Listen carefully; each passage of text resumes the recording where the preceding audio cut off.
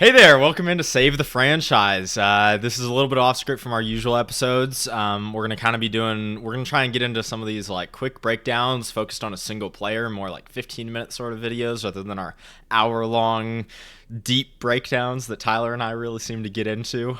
Went for 2 hours last time. So yeah, we're not really sure what we're gonna call this yet, but it'll be separate feed on our channel. So yeah, if you have any suggestions, hit us up in the comments and we'll think about what we're gonna name this. But yeah, Tyler, today we're talking about Matthew Golden, former Texas Longhorn wide receiver. He's now in Green Bay. He was drafted there after he was the hometown draft pick for the he was drafted in the city. He was there for the draft. It was a really cool event. Everybody in the NFL kind of had a fun time watching that. So yeah, let's break down what type of player he is. Yeah, let's get into it. Tyler, what do you think? What do you think are the standout qualities of Matthew Golden? Well, number one, the most obvious one is his long speed. That is the reason why he got more attention than any other receiver in this draft at 40.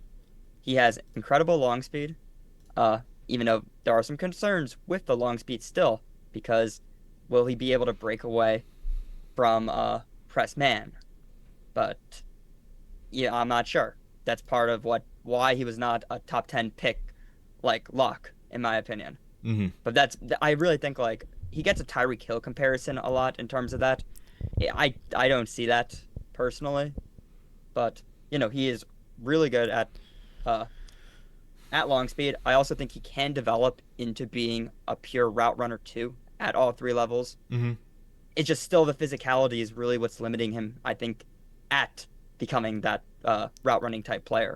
Right. So for anyone who doesn't know, he's about five. He's 5'11" on the nose according to the NFL Combine. Weighed in at 191 pounds. Okay. He's still young though, so there's probably a little bit more mass adding potential there than some of the older prospects. Still just 21 years old. He's coming in young. That's great. That's a plus you love to see, especially as a Packers fan. He's productive in college. I think that's a bonus. But yeah, the 5'11", 191 is not exactly prototypical NFL size. And he has good play strength at the catch point, I think. But coming off the line, he needs to become more savvy with his releases. I think there's issues there that he's going to have to work on and hopefully improve some of that play strength and then just some of that hand fighting ability off the line, as well as utilizing his explosiveness on those releases better. Overall, I think that's the biggest part of his game, getting off the line of scrimmage that needs work coming into the NFL. When I was watching the tape on him, I also think there is a concern about him actually at the top of the routes too. Mm-hmm. Like is concerning because yeah, in order to really get his potential and what you've really drafted him to do, he has to improve in that. And I mean, these concerns have been stated before for so many players who went on to be great NFL players. Like the biggest one I could think of is Devontae Smith recently. Mm-hmm. It was, yeah, he was schemed open so much in college, so he never Right. really had to do that. He got over 2,000 receiving yards in a college season. Every single play was designed for him, and he didn't really need to show that he can do it. And based on his size, it was pretty concerning. But I think for Golden, not as much was schemed towards him, which is why you really saw the struggles Yeah. as opposed to Devontae Smith. But once again, Devontae Smith did it without putting on an insane amount of muscle. He still put on some, obviously, but a lot of it is technique, and I think at the NFL level, he can improve on that. But it is very concerning for him right now, in my opinion. Mm-hmm. Yeah, I agree. It's going to be something he's going to have to work through. It's a reason to be a little bit hesitant, but he is a first round talent, no doubt about it. Like I said, the production in college. So yeah, let's talk about the value of the draft pick. I mean, do you think, despite the negatives, do you think this was a good, solid back end of the first round pick, or do you think maybe they reached on him a little bit? I think if they really had their hearts set on drafting a weapon, I think he actually was a really good pick here. And if they really wanted a weapon, which obviously they do need, the Packers right now, uh, they have the least firepower, in my opinion, in the division, especially with the Bears ramping up. Yeah, obviously you have Lions who almost have a super team at this point. The Vikings have one of the best receiving duos, and the Bears just loaded up. So now you are here with one of the most mediocre receiving rooms in the NFL, and you really need a weapon to stand out. It's Mm-hmm. just, is Matthew Golden really that level? Is he that transcendent talent? Is he a Justin Jefferson? Is it like I don't think so. So Right. I think they could have went better options at the current point in the draft. There was a lot of really good defensive players that were still on the board at this point. Hmm. Uh, I mean, they could have went for a tackle too, obviously. There's still a lot of needs that were probably more important at this time, but I think in terms of if they were just in a vacuum and went into the draft being like, we are only selecting a receiver, I think it was the right pick there. Yeah, I think I agree with you. If you were going in and you're like, we have to get a weapon out of this, I think the next best argument for a guy to pick there is Quinshon Judkins or Travion Henderson, depending on your preferred flavor, right? But I don't think they need the running back that bad. I don't think the running back's that valuable to them as Matthew Golden. So I agree with you there. If you're really locking yourself into weapon, I get it. I disagree with locking yourself in a weapon. And this might be, personally for me, this might be about a few players that were on the board that probably shouldn't have been on the board there. I'm looking at Giad Campbell. I'm looking at Josh Simmons. Malachi Starks. I get the argument that he's the positional value there isn't that great, and that doesn't really fill a whole big time for Green Bay. But I think Malachi Starks could have really transformed the back of your defense. I don't know. I struggle with the concept of taking Golden there compared to some of those other like really high level players that they could have taken. Do you get what I'm saying? Yeah, like there was a lot of options there that even if they wanted to go another edge rusher, James Pierce was still on the board if you wanted to go for a high upside edge. Uh, there was a lot of options there, and it really is hard for me to take Golden over them. But once again, I think I would take the upside that Golden provides over any other receiver Hmm. uh, that was off the board. I would still take the ones drafted before him, I think. Yeah, yeah. But I mean, the next receiver that comes off the board is Jayden Higgins at the second pick in the second round. I mean, Golden is significantly better than Higgins as a prospect, and any of the other guys that come after, in my opinion, unless if you're just really sold on Luther Burden, which I don't know that I am. Unless if you're going to make that argument, I do get if you're going to take the wide receiver, and if you're going to dedicate yourself to taking that guy, that sort of a weapon in round one or that upper echelon of the draft, I get taking Golden there. I just don't think this was the draft to do that strategy in.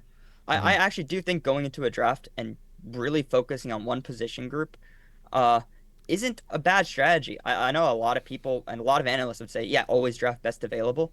Sometimes your team needs a weapon. Your QB could be struggling and you really need to get him some help. I mean, it could be line help too, but there I think are situations where a team needs to draft a certain position in the draft, especially if the draft's loaded in it. But I think in this year's draft, I don't think the receiver room, the receivers who were being able to be drafted were nothing like extraordinary. It was not an insanely deep class. And I also think the Packers aren't in a point in Jordan Love's career where they need to get him weapon or better protection or else he's going to be out of a league in a year or two. Like Yeah. they're not desperate. They're building a team and they're falling behind the other teams in the division, in my opinion. Do you agree with that, actually? Yeah, I agree. I think they're really struggling. They have a lot of really good players. They don't have a lot of difference making players. Um, I think taking a shot at one of those difference making players would have been the better strategy to keep up. But I also get saying that going for those home runs isn't a great idea. Because the hit rate's lower. It's a struggle to get that and make that happen. I think part of the solution is the quarterback just needs to play a little bit better in Green Bay, especially given what you're paying him. But yeah, I agree. They're falling behind for sure. A counter argument I have though in defense of a pick is I actually think that Golden does a lot that LaFleur would love on offense. Hmm. I think he really wants a guy who has that threat of taking the top off a defense because you look at the Packers' current receiving room, you have a bunch of very similar type receivers who don't really have that type of vertical threat in my opinion. So Like so yeah, they have let's. speed, Mhm. but I don't think they excel. They're not best at being that vertical threat. I think a lot of them are much better like suited to be those yak type guys. Yeah. Let's go ahead and segue into that. Let's talk about how this is going to impact the Packers wide receiver room. A lot of people, are looking at this room and it is chock full, especially if you're trying to figure it out for fantasy purposes. It's a difficult little puzzle to solve, and it was last year too. So Let's start with this. Who do you think is going to experience the largest drop off in the playing time that they had, the targets that they had with the arrival of Matthew Golden? I think he's mostly gonna probably take Christian Watson's snaps if I had to guess. I just think it's possible he also does Wicks too. Mm-hmm. I think Jayden Reed is still going to be out there near 100% of his snaps because what he provides is so different. And I still think he is a really good receiver out there.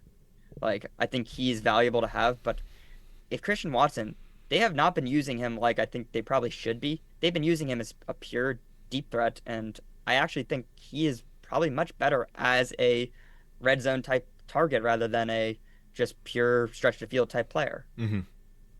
But So yeah, I think maybe trying to play Christian Watson a little bit in the X that's kind of been reserved for Romeo Doubs would be a decent idea. I will say, I think there's some negative here that Jayden Reed fantasy owners need to be looking at with what it's going to do to him.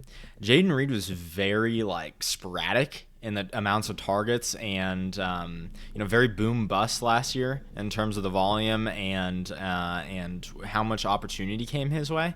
I think when you look at it, Matthew Golden's explosiveness is going to be a threat to some of those Jayden Reed schemed touches, end arounds, things like that helped him make his explosive games. And I'm wondering if Jayden Reed now not only will be boom bust, but won't have the same level of boom to him that he had this past season. What do you think about that? yeah, I can see that. I mean, obviously, I'm not sure how much Golden has done this in college. I don't think he's done an insane amount, but actually, like getting handoffs, whether it be in some sort of jet sweep, that's what Jayden Reed got a lot of his touches, and I think he got a few touchdowns. At least he did the previous year, but he gets a lot of touches and explosive plays out of doing that. And Matthew Golden is more athletic than him. Like LaFleur's going to take the guy who's best out there. He's not going to take a guy just because he's currently doing well at it. Like, well, and it's a way to build the rookie's confidence too. You get the ball in Matthew Golden's hands and you let him make a play without even having to run the route or get off the line of scrimmage or make the play at the catch point. You just get him a free touch that builds confidence. I have a hard time seeing him not give a decent number of those opportunities over to Matthew Golden. yeah, I actually think one of my issues with Golden to the Packers is the fact that like he doesn't provide. He's not horrible at the catch point, but he's not elite at the catch point. And with a guy like Love who really likes to air it out, Yeah. There were some good trade targets I think that they could have got, whether that be George Pickens for the relatively cheap value he got, or if he wanted to go a little bit richer, could have got DK Metcalf.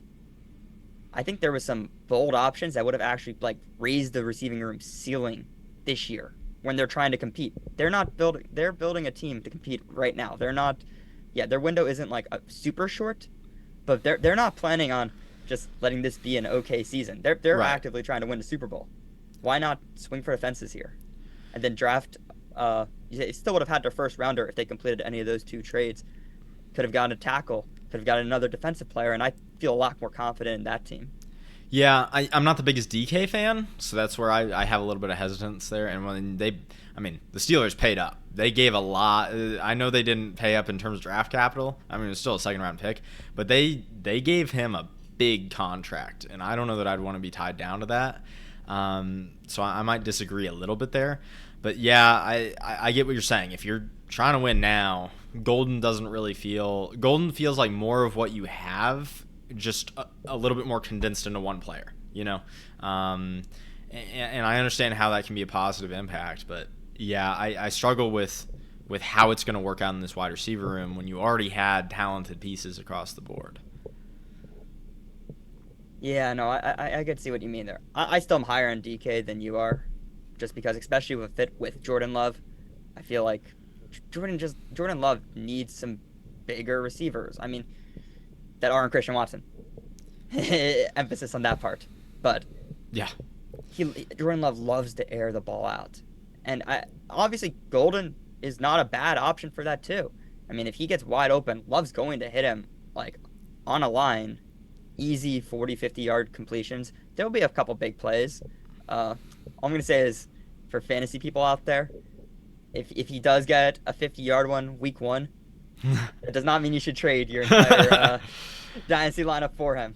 Yeah, Uh, I be especially hesitant.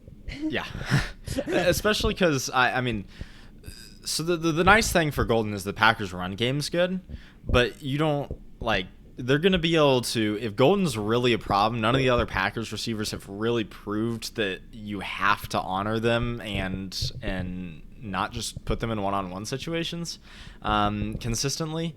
So yeah, there's not really even if Golden turns out to be really good, he's not going to get a lot of help. He's going to from the other receivers in terms of opening him up into coverage. One piece of the puzzle we haven't talked about yet though is he is landing in a LaFleur system, which is pretty good landing spot for a rookie weapon. That's going to help him a lot. Like I said, LaFleur's just always seems to make the run game churn. And so I'm going to be interested to see whether they have Matthew Golden on some of these deep crossers on play action boots off of that run game. It's a LaFleur specialty, and it'll kind of it kind of solves a little bit of the problem too. I think of Jordan Love's sporadic accuracy and willingness to throw off his back foot for no reason. So yeah, what do you think about those schemed up sort of deep shots? I think he fits pretty well on that. I mean, obviously, yeah, on deep crossers, he is probably one of the best. Number one attribute for that is speed, and there aren't too many receivers in the NFL who are faster than he is. And yeah, LaFleur is the guy you want to have to be able to utilize him to the best of his abilities. I think there is a world where he actually is the best receiver year one in the draft class. It's possible. I don't think it's a crazy take, especially since a lot of the other guys like Ibuka are being blocked a little bit based on Godwin. Ibuka's blocked. Tetz in Carolina.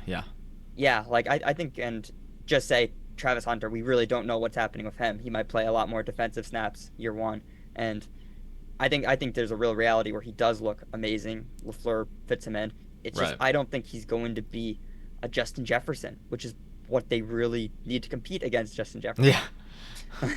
Yeah, because the defense has not been good enough. Like they need to be able to boat race some of these teams, especially in the NFC North, and they're really just not able to do that right now. So let's go ahead and wrap this up. Like I said, we're trying to keep these segments, these videos a little bit shorter than our usual ones. So Tyler, just final thoughts overall. How do you feel about the move? Just wrap it all in a bow. Yeah, final thoughts. I don't think the move is going to ruin the franchise or anything of that sort. I just don't think it's an improving move. I think it's a pretty standard. We're going to do what we've been doing for years. We're a well-run organization. We're going to take a guy who we feel like will be a good fit. Not trying to stir the pot, but will still be a pretty productive NFL player, I would say. So, yeah, my overall feelings could have been better, could have been much worse, but I really don't like it in terms of actually trying to win a Super Bowl. Yeah, I pretty much agree across the board there. I don't have too much to add in terms of my feelings about the move. I think really what I just want to look at and what I want to see going forward is how does this impact the Packers wide receiver room? How is this going to shake out? I think those first 4 weeks, what you're really going to want to look at is the target counts and the snap counts. And don't worry too much about who makes the plays or who gets the explosives, because that's gonna come and go. But we'll get a much better feel off of who LaFleur wants on the field and who LaFleur wants the ball thrown to based off those. And then the other two minor things to keep an eye on is who gets the jet sweep, end arounds, and then who gets some of these schemed deep crossers on the boot plays. That'll be what we want to see and what we want to look at to see who's going to kind of emerge later in the season, who's going to be the long-term productive leader in the room. So, yep. With that, that's going to wrap up our sort of Matthew Golden highlight show or whatever we want to call these player spotlights. So yeah, thanks for joining us. Please like and subscribe. Leave a comment. I've been responding to them. I think I still have one more from a previous video I need to respond to that's I've left on for a while. But yeah, we're very proactive about interacting with the audience here. So anyone who wants to listen, come leave a comment. Yep, we'll have a good conversation with you. So thanks for listening.